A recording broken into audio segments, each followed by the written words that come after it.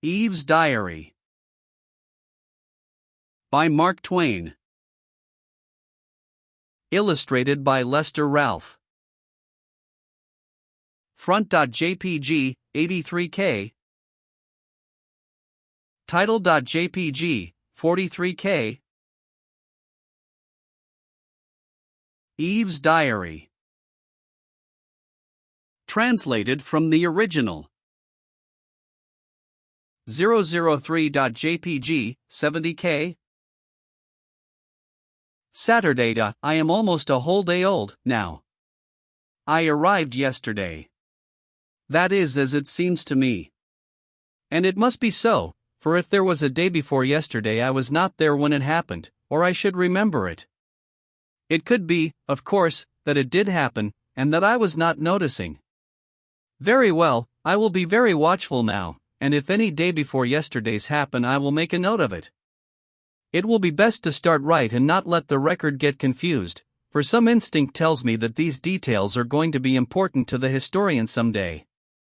For I feel like an experiment, I feel exactly like an experiment. It would be impossible for a person to feel more like an experiment than I do, and so I am coming to feel convinced that that is what I am, an experiment, just an experiment, and nothing more.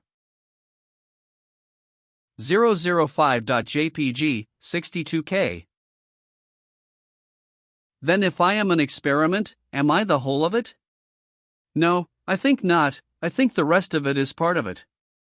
I am the main part of it, but I think the rest of it has its share in the matter. Is my position assured, or do I have to watch it and take care of it? The latter, perhaps. Some instinct tells me that eternal vigilance is the price of supremacy. That is a good phrase, I think, for one so young. 007.jpg, 73K. Everything looks better today than it did yesterday. In the rush of finishing up yesterday, the mountains were left in a ragged condition, and some of the plains were so cluttered with rubbish and remnants that the aspects were quite distressing. Noble and beautiful works of art should not be subjected to haste, and this majestic new world is indeed a most noble and beautiful work. And certainly marvelously near to being perfect, notwithstanding the shortness of the time. There are too many stars in some places and not enough in others, but that can be remedied presently, no doubt. The moon got loose last night, and slid down and fell out of the scheme, a very great loss. It breaks my heart to think of it. There isn't another thing among the ornaments and decorations that is comparable to it for beauty and finish. It should have been fastened better. If we can only get it back again. 009.jpg, 61K.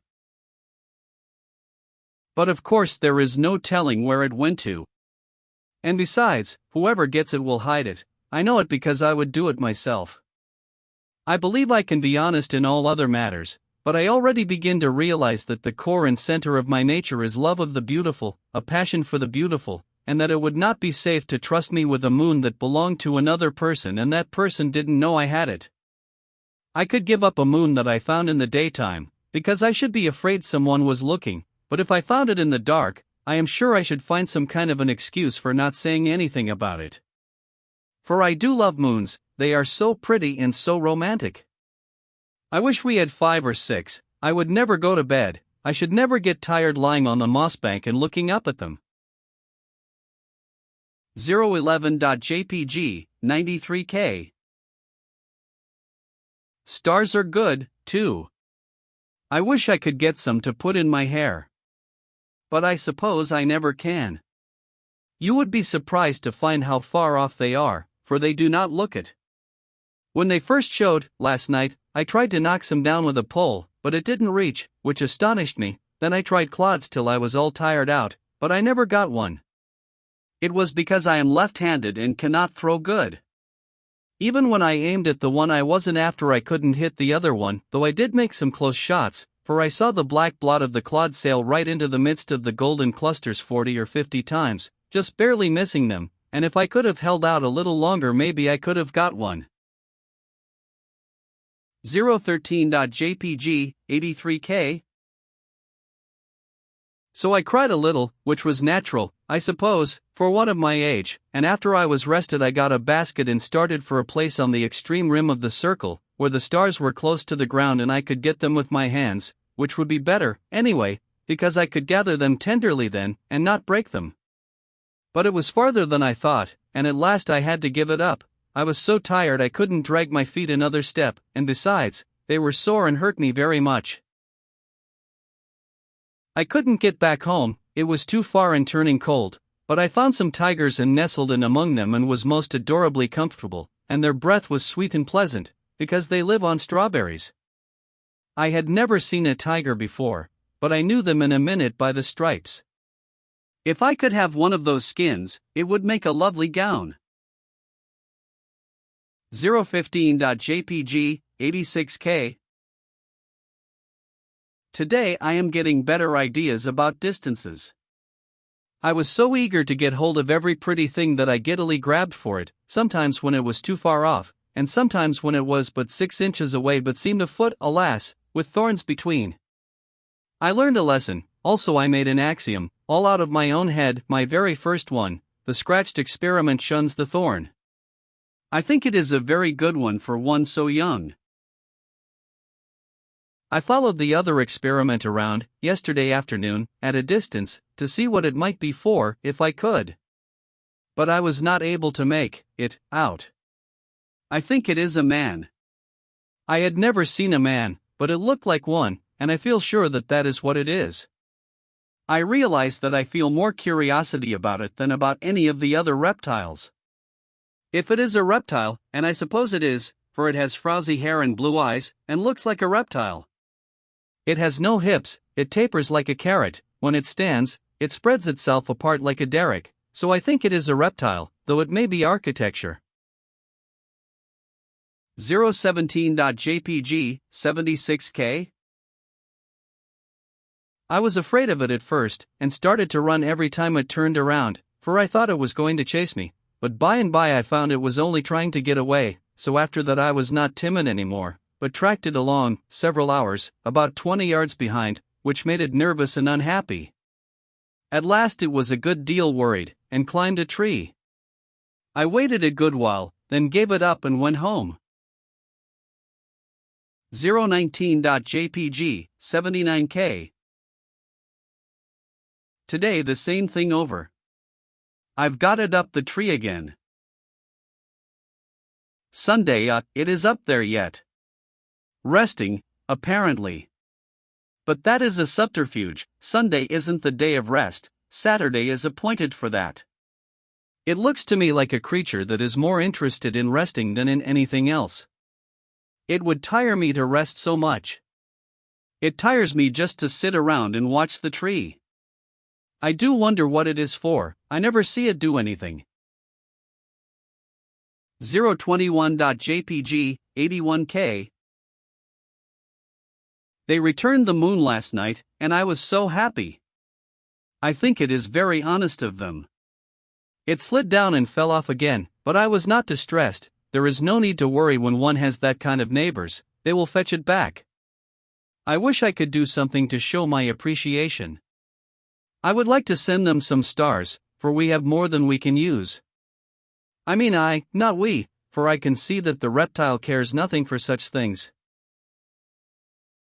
It has low tastes, and is not kind. When I went there yesterday evening in the gloaming it had crept down and was trying to catch the little speckled fishes that play in the pool, and I had to clod it to make it go up the tree again and let them alone. I wonder if that is what it is for. Hasn't it any heart? Hasn't it any compassion for those little creatures? Can it be that it was designed and manufactured for such ungentle work? It has the look of it.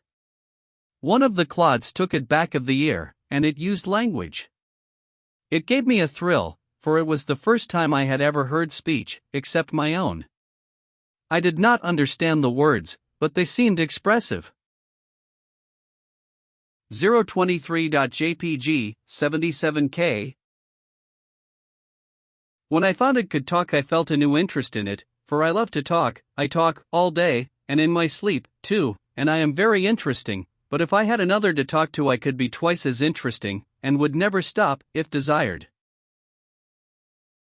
025.jpg, 70k. If this reptile is a man, it isn't an IT, is it? That wouldn't be grammatical, would it? I think it would be he. I think so. In that case one would parse it thus: nominative, he, dative, him, possessive, hisn. Well, I will consider it a man and call it he until it turns out to be something else. This will be handier than having so many uncertainties. Next week Sunday. All the week I tagged around after him and tried to get acquainted. I had to do the talking, because he was shy, but I didn't mind it. He seemed pleased to have me around, and I used the sociable we a good deal, because it seemed to flatter him to be included. 027.jpg, 96k. Wednesday. We are getting along very well indeed, now, and getting better and better acquainted. He does not try to avoid me anymore, which is a good sign, and shows that he likes to have me with him. That pleases me, and I study to be useful to him in every way I can, so as to increase his regard. 029.jpg, 75k. During the last day or two I have taken all the work of naming things off his hands, and this has been a great relief to him, for he has no gift in that line, and is evidently very grateful. He can't think of a rational name to save him, but I do not let him see that I am aware of his defect. Whenever a new creature comes along I name it before he has time to expose himself by an awkward silence. In this way I have saved him many embarrassments. I have no defect like this. The minute I set eyes on an animal I know what it is.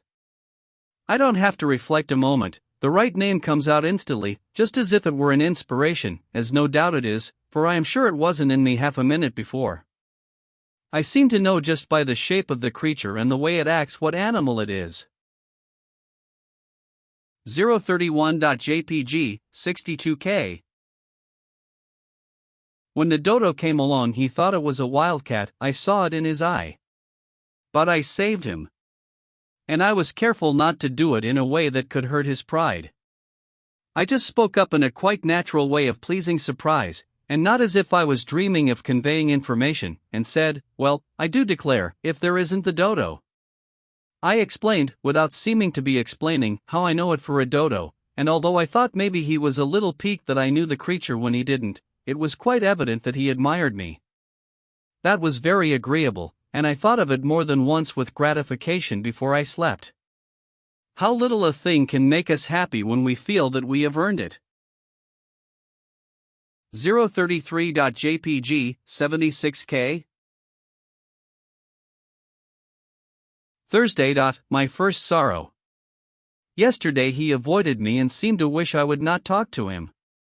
I could not believe it, and thought there was some mistake, for I love to be with him, and love to hear him talk, and so how could it be that he could feel unkind toward me when I had not done anything? But at last it seemed true, so I went away and sat lonely in the place where I first saw him the morning that we were made, and I did not know what he was and was indifferent about him, but now it was a mournful place, and every little thing spoke of him, and my heart was very sore. I did not know why very clearly, for it was a new feeling, I had not experienced it before, and it was all a mystery, and I could not make it out. 035.jpg, 90k. But when night came I could not bear the lonesomeness, and went to the new shelter which he has built, to ask him what I had done that was wrong and how I could mend it and get back his kindness again, but he put me out in the rain, and it was my first sorrow. 037.jpg, 82k. Sunday. It is pleasant again, now, and I am happy, but those were heavy days. I do not think of them when I can help it. 039.jpg, 83k. I tried to get him some of those apples, but I cannot learn to throw straight. I failed, but I think the good intention pleased him. They are forbidden, and he says I shall come to harm, but so I come to harm through pleasing him. Why shall I care for that harm? Monday, this morning I told him my name, hoping it would interest him. But he did not care for it. It is strange. If he should tell me his name, I would care. I think it would be pleasanter in my ears than any other sound. 041.jpg, 81K. He talks very little. Perhaps it is because he is not bright, and is sensitive about it and wishes to conceal it. It is such a pity that he should feel so, for brightness is nothing, it is in the heart that the values lie. I wish I could make him understand that a loving good heart is riches, and riches enough, and that without it intellect is poverty. Although he talks so little, he has quite a considerable vocabulary. This morning he used a surprisingly good word.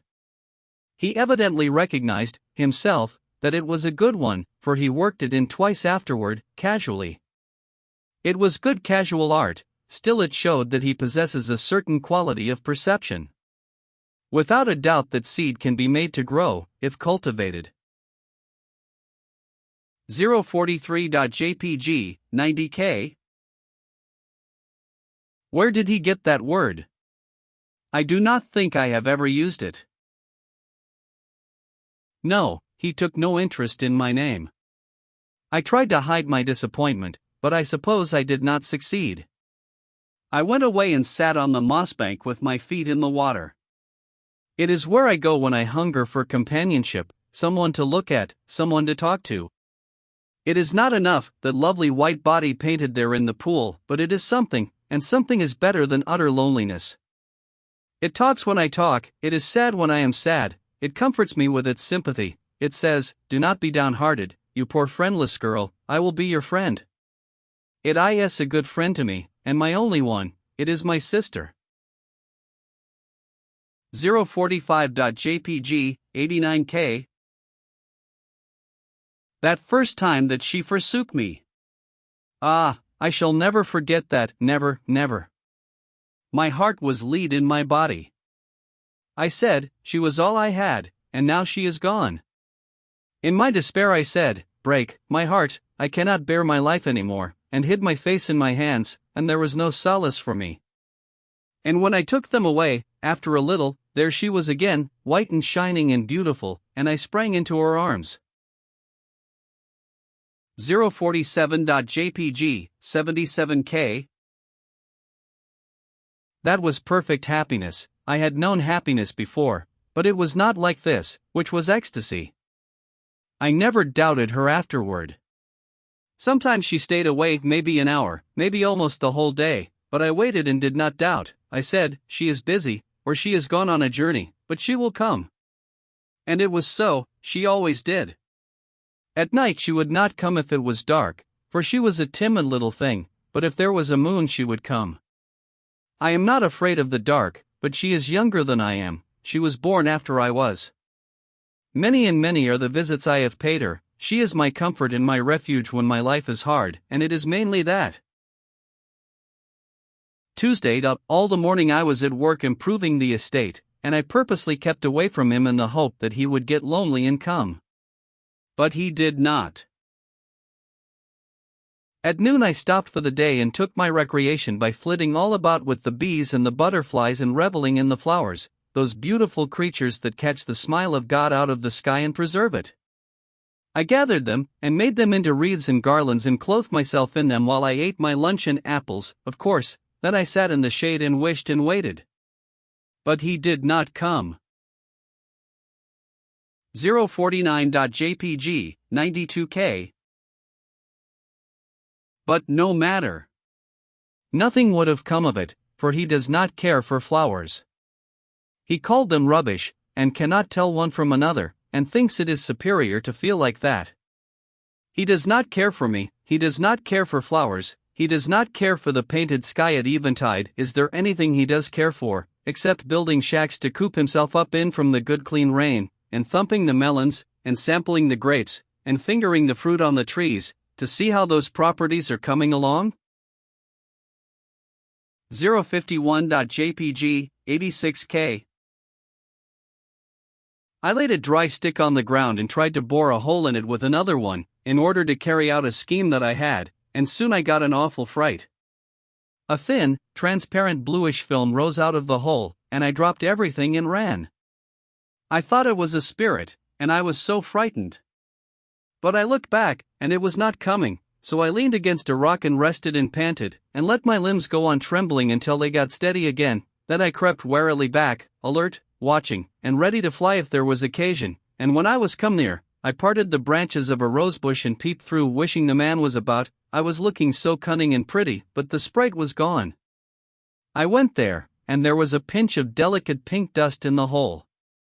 I put my finger in, to feel it, and said "Oh-you-see-ish," and took it out again. It was a cruel pain. I put my finger in my mouth, and by standing first on one foot and then the other, and grunting, I presently eased my misery. Then I was full of interest, and began to examine. 053.jpg, 75K. I was curious to know what the pink dust was. Suddenly the name of it occurred to me, though I had never heard of it before. It was fire. I was as certain of it as a person could be of anything in the world. So without hesitation I named it that, fire. 055.jpg, 77K.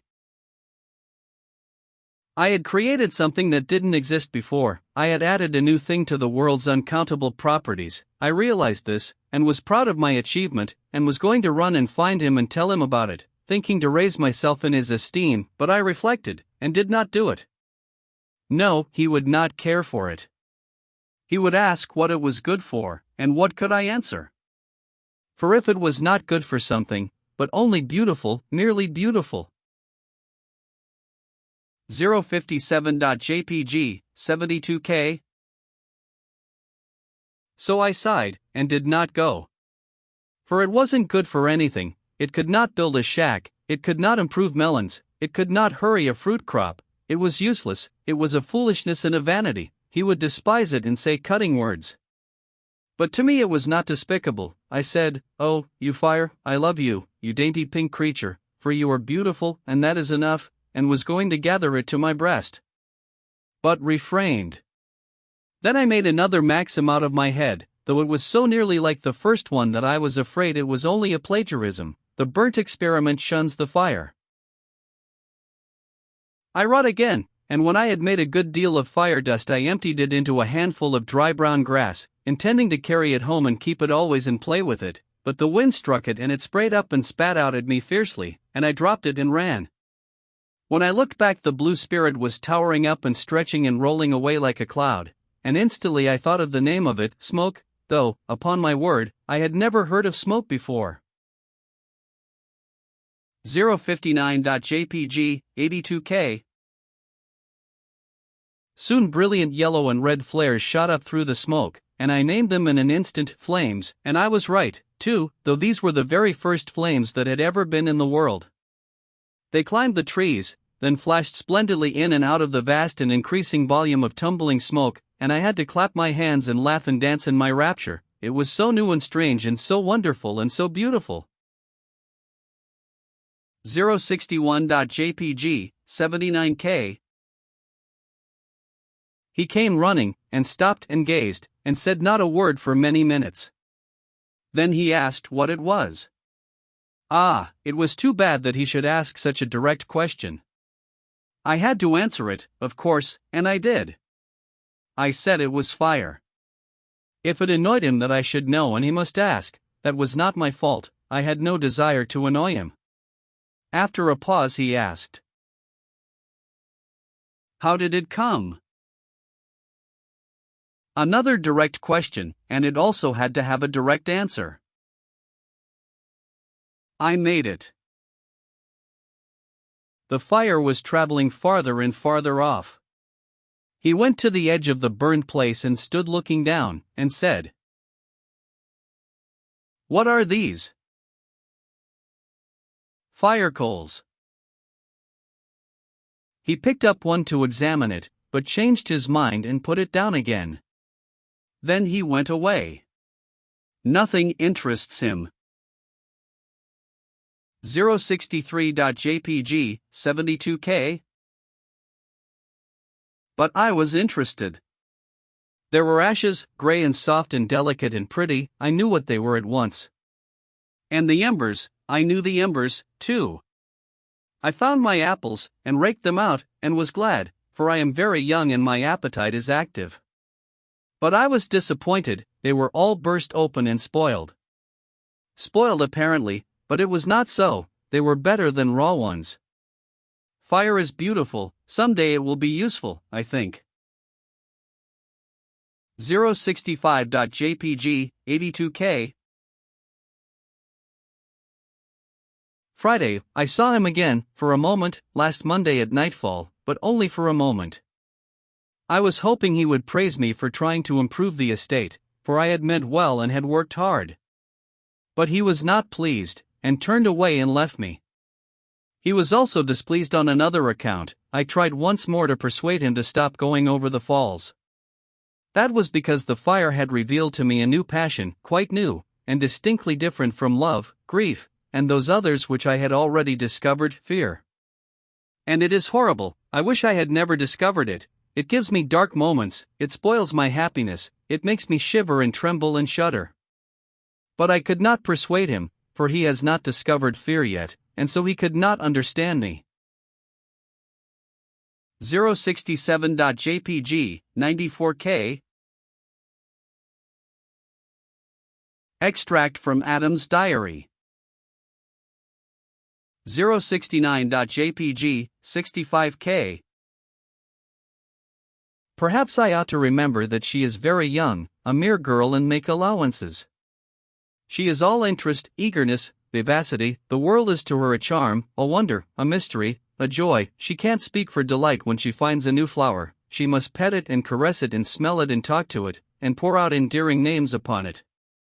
And she is color mad, brown rocks, yellow sand, gray moss, green foliage, blue sky, the pearl of the dawn, the purple shadows on the mountains, the golden islands floating in crimson seas at sunset, the pallid moon sailing through the shredded cloud rack, the star jewels glittering in the wastes of space. None of them is of any practical value, so far as I can see, but because they have color and majesty, that is enough for her, and she loses her mind over them.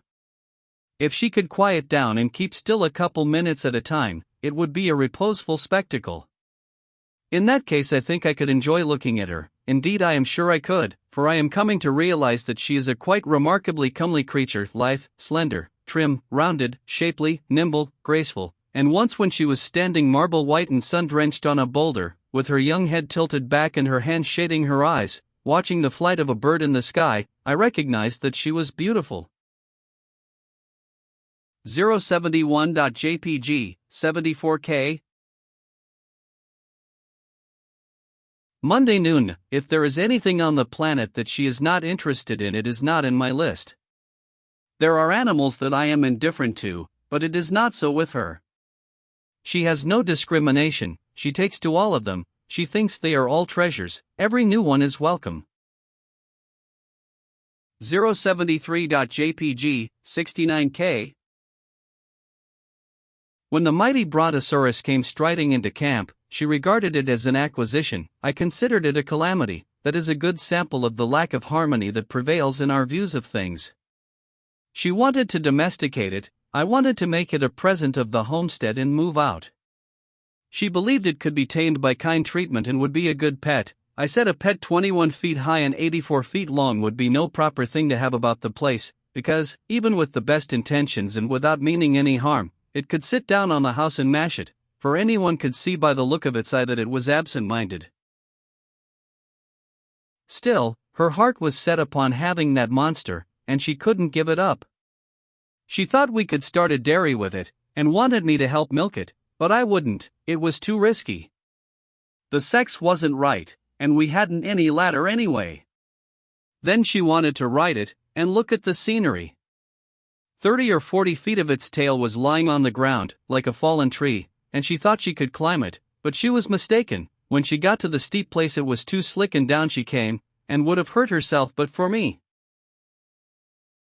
075.jpg, 72K.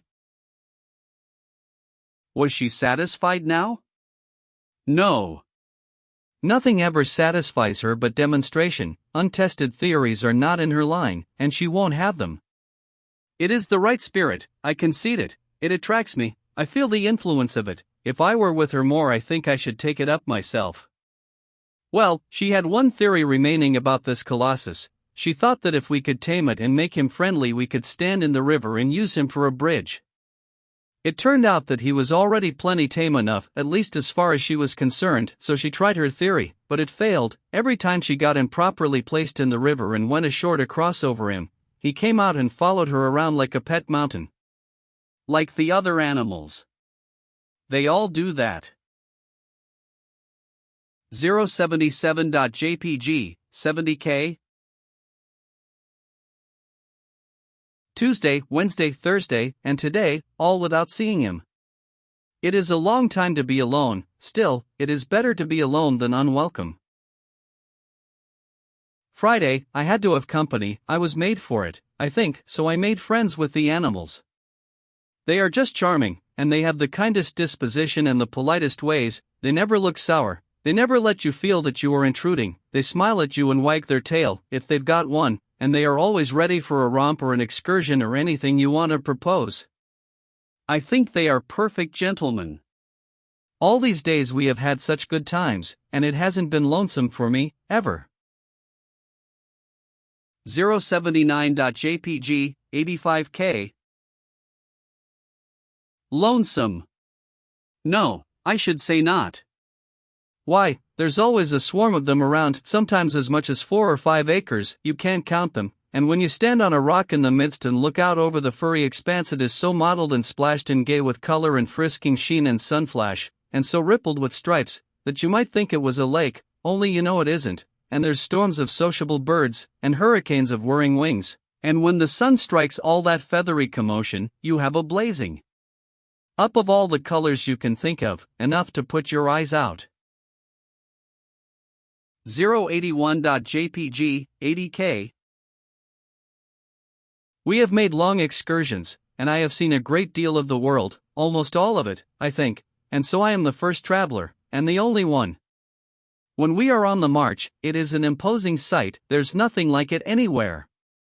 For comfort I ride a tiger or a leopard, because it is soft and has a round back that fits me, and because they are such pretty animals, but for long distance or for scenery I ride the elephant.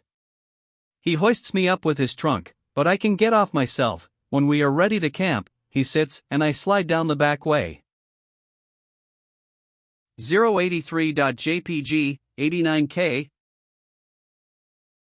The birds and animals are all friendly to each other, and there are no disputes about anything. They all talk, and they all talk to me, but it must be a foreign language, for I cannot make out a word they say, yet they often understand me when I talk back, particularly the dog and the elephant. It makes me ashamed. It shows that they are brighter than I am, for I want to be the principal experiment myself, and I intend to be, too. I have learned a number of things, and am educated, now, but I wasn't at first. I was ignorant at first. At first it used to vex me because, with all my watching, I was never smart enough to be around when the water was running uphill, but now I do not mind it. I have experimented and experimented until now I know it never does run uphill, except in the dark. I know it does in the dark, because the pool never goes dry, which it would, of course, if the water didn't come back in the night. It is best to prove things by actual experiment, then you know, whereas if you depend on guessing and supposing and conjecturing, you never get educated. 085.jpg, 95K. Some things you can't find out, but you will never know you can't by guessing and supposing. No, you have to be patient and go on experimenting until you find out that you can't find out. And it is delightful to have it that way, it makes the world so interesting. If there wasn't anything to find out, it would be dull. Even trying to find out and not finding out is just as interesting as trying to find out and finding out, and I don't know, but more so. The secret of the water was a treasure until I got it, then the excitement all went away, and I recognized a sense of loss. 087.jpg, 96K. By experiment I know that wood swims, and dry leaves, and feathers, and plenty of other things, therefore by all that cumulative evidence you know that a rock will swim, but you have to put up with simply knowing it, for there isn't any way to prove it up to now. But I shall find a way, then that excitement will go. Such things make me sad, because by and by when I have found out everything there won't be any more excitements, and I do love excitements so. The other night I couldn't sleep for thinking about it.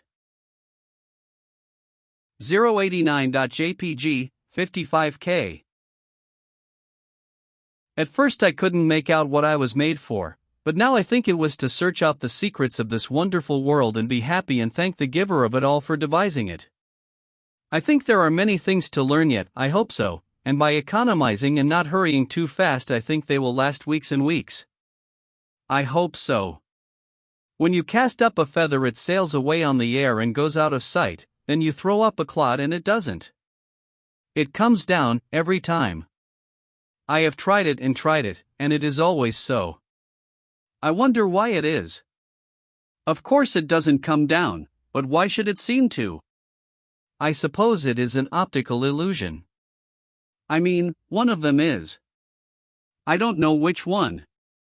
It may be the feather, it may be the clod, I can't prove which it is, I can only demonstrate that one or the other is a fake, and let a person take his choice. 091.jpg, 81K. By watching, I know that the stars are not going to last. I have seen some of the best ones melt and run down the sky. Since one can melt, they can all melt, since they can all melt, they can all melt the same night. That sorrow will come, I know it. I mean to sit up every night and look at them as long as I can keep awake, and I will impress those sparkling fields on my memory, so that by and by when they are taken away I can by my fancy restore those lovely myriads to the black sky and make them sparkle again, and double them by the blur of my tears. 093.jpg, 80K. After the fall.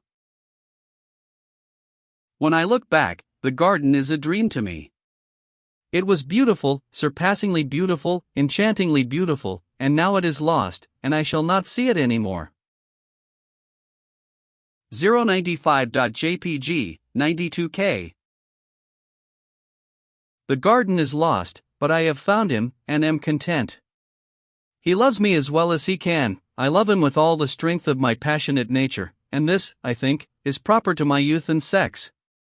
If I ask myself why I love him, I find I do not know, and do not really much care to know, so I suppose that this kind of love is not a product of reasoning and statistics, like one's love for other reptiles and animals. I think that this must be so. I love certain birds because of their song, but I do not love Adam on account of his singing. No, it is not that. The more he sings the more I do not get reconciled to it. Yet I ask him to sing, because I wish to learn to like everything he is interested in. I am sure I can learn, because at first I could not stand it, but now I can. It sours the milk, but it doesn't matter, I can get used to that kind of milk. 097.jpg, 74K. It is not on account of his brightness that I love him, no, it is not that. He is not to blame for his brightness, such as it is, for he did not make it himself, he is as God make him, and that is sufficient. There was a wise purpose in it, that I know. In time it will develop, though I think it will not be sudden, and besides, there is no hurry, he is well enough just as he is. It is not on account of his gracious and considerate ways and his delicacy that I love him. No, he has lacks in this regard, but he is well enough just so, and is improving.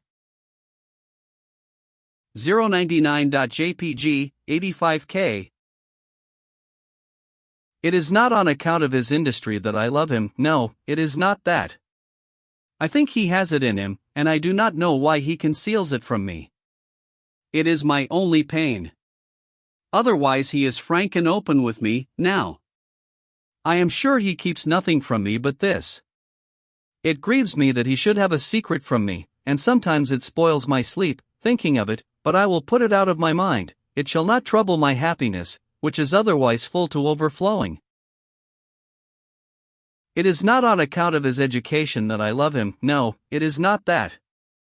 He is self-educated, and does really know a multitude of things, but they are not so. It is not on account of his chivalry that I love him, no, it is not that. He told on me, but I do not blame him. It is a peculiarity of sex, I think, and he did not make his sex. Of course I would not have told on him, I would have perished first, but that is a peculiarity of sex, too, and I do not take credit for it, for I did not make my sex. Then why is it that I love him? Merely because he is masculine, I think. 101.jpg, 93K. At bottom he is good, and I love him for that, but I could love him without it. If he should beat me and abuse me, I should go on loving him. I know it. It is a matter of sex, I think.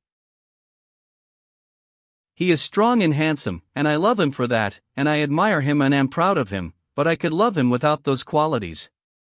If he were plain, I should love him. If he were a wreck, I should love him, and I would work for him, and slave over him, and pray for him, and watch by his bedside until I died.